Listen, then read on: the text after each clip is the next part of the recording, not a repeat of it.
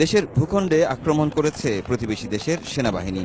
ঢুকে পড়েছে রাজবাড়ীর বালিয়াকান্দি গড়াই নদীর পাশের এই গ্রামে।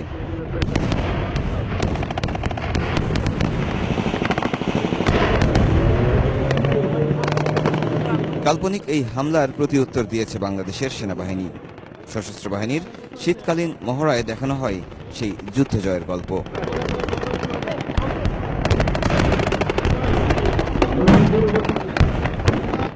৫৫ পদাতিক ডিভিশনের এই মহড়ায় উপস্থিত ছিলেন প্রধানমন্ত্রী শেখ হাসিনা। কাল্পনিক এই প্রতিরোধ যুদ্ধের শুরু থেকে শেষ পর্যন্ত দেখেন তিনি, এর প্রশংসাও করেন প্রধানমন্ত্রী।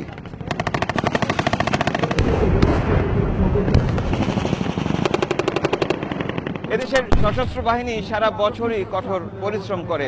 বছর জুড়ে চলা সেই অনুশীলনের পরিসমাপ্তি ঘটে শীতকালীন এই মহড়ার মধ্য দিয়ে। এই দৃষ্টিনন্দন মহড়া প্রমাণ করে এদেশের সশস্ত্র বাহিনী কতটা সক্ষম, কতটা আধুনিক। পরে শীতকালীন মহড়া উপলক্ষে আয়োজিত দরবারে অংশ নেন প্রধানমন্ত্রী।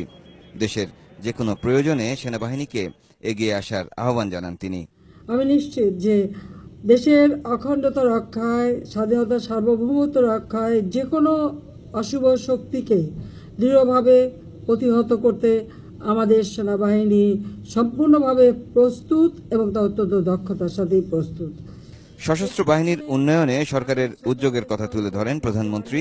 বলেন, দেশের মানুষের জন্য সবাইকে দায়িত্ব নিয়ে কাজ করতে হবে।